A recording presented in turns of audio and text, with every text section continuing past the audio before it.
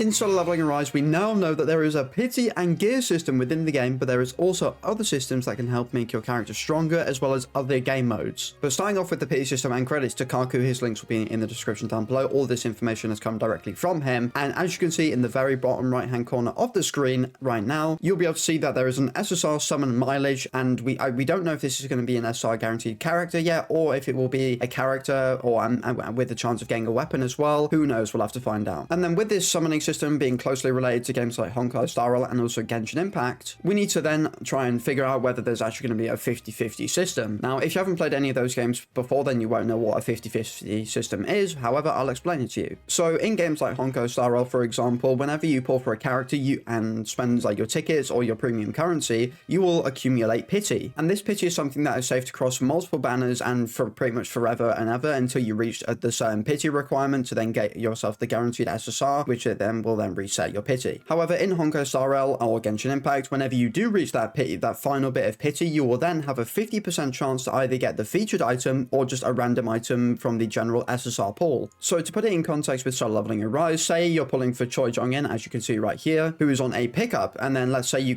finished the 80 milestone of pity, and then what you would then have is a 50% chance to either get Choi Jong-in or somebody else, say like a Baek Yoonho, for example. So then afterwards, if you then per se have actually lost the 50-50 and didn't get your desired pickup or like rated up or like featured character or item, then the very next SSR that you get, no matter what banner it's on, because this pity will remember itself across all banners, will then actually go ahead and be able to guarantee you the featured character or item that you actually want. Now, we don't actually know if this is actually going to be a thing in the game, however, so I guess we'll only have to wait and see. And then next up, I want to talk about all the currencies. As you can see in the very top right hand corner of the image right here, we have two different kinds of premium currency. We have these diamonds and then these like purple like crystals, like mana crystal things, whatever you want to call them. And I do believe the diamonds ones are going to be the premium currency that you have to actually buy and spend money for, and then the actual purple ones are going to be the ones that you can actually get by free-to-play means. And the way I was actually able to distinguish this was through this right here, as this once again has come from Kaku. I'll link his Twitter down below. You can actually see by doing this certain mission or whatever, this like dungeon, on the first clear you get 50 of these purple like premium currency things, and then 45 for completing missions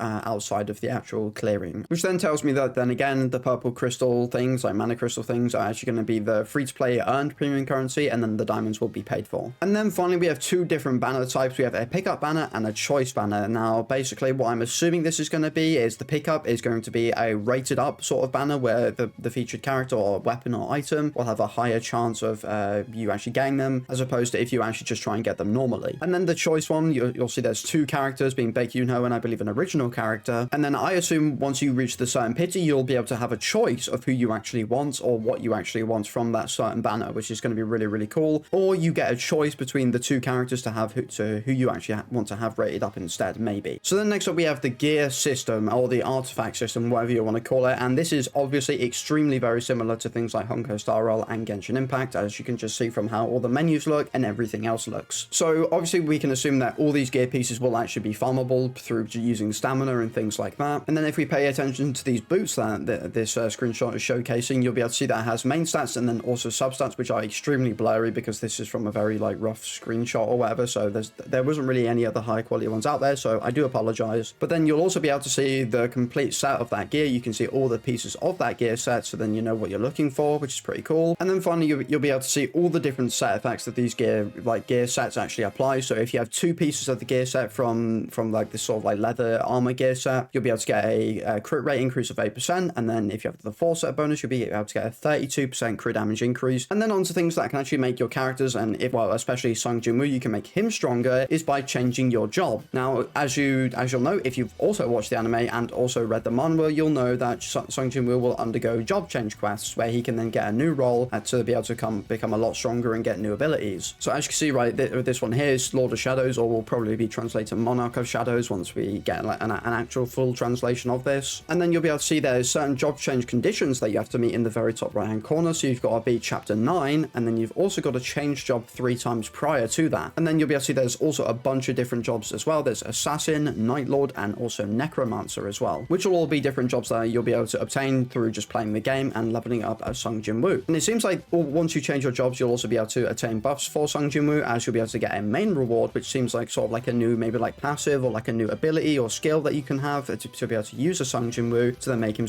much stronger. And then not only that, there's also just passive sort of like job change benefits where you'll be able to have an increase in combat power as well as your ability to earn ability points. And speaking of ability points, you will also be able to distribute some ability points or stat points, whatever you want to call them, into Sung Jin Woo to increase his stats. So again, these are roughly translated, so all of these aren't going to be accurate. They'll just probably be what the stats are actually called in like the manga and anime. Each of these stats will increase like your different things. For example, you've got muscle strength, which will increase your attack power, vitality is defense and HP, speed is crit rate and crit damage, and then you got the rest as well. And then it also seems like you'll have the ability to reset all of your stat points that you potentially have given to Sung Jin Woo across your time playing the game. So then if for example for a certain game mode or activity you need say a much tankier Sung Jin Woo, then you can just go ahead, put a bunch of points into vitality and to increase your defense and HP to then make him a lot tankier to be able to clear the stage. And then I also want to talk about all the different game modes and sort of pieces of content that we will have within the game. And the first one being the Hunter Record Room. Now again, this is a really blurry image because this is literally the best I could find, and this is pretty much it right here. And this seems like to be some sort of like quest system that you can maybe go along that will involve certain characters from the story. And then I believe this screenshot is also to potentially do with the Hunter Record Room as well. I'm not too sure right here, as this is just basically a conversation with Tae-Shik Kang. And then next up we have the Blocking Mission. Now this is it right here, and it seems to use keys as a form of stamina or whatever, and you can basically enter these sort of dungeons or whatever once you've cleared certain parts of the stories and being certain bosses within the stories, I'm assuming. And then this seems like the place where you'll be able to farm the vast majority of your gear. As you can see, we got all the different bosses right here that are available through the solo leveling story, and then by completing these sort of stages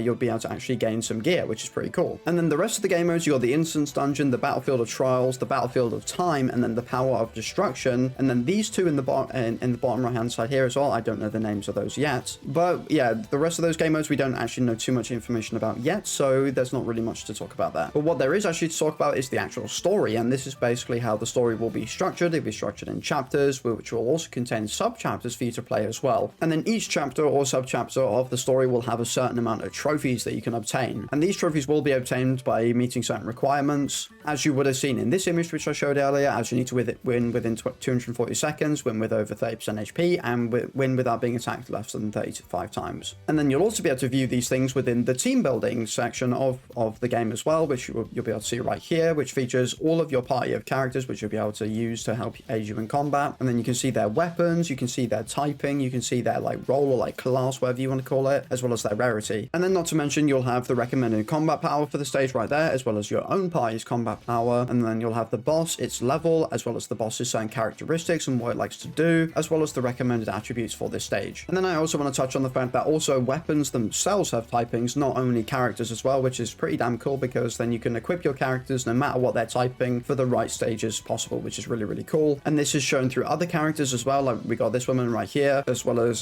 Song Yi, I believe her name is, and then also Emma Lawrence, who is going to be one of the actual original characters in the game. And then finally, I just want to touch on the actual skill installation, as what you'll have all of your skills for certain characters, and then you'll also be able to apply certain rune stones on these skills as well. And these rune stones seem to give skills certain type properties as well. As you can see, there's one with like a fire or like wind one as well, so that could be really cool as well. And then it'll also help actually level up your skills as well alongside, I believe. So yeah, that is everything to do with today's video. If you found it enjoyable or just useful, then don't forget to like and subscribe, and I'll see you in the next video. Peace!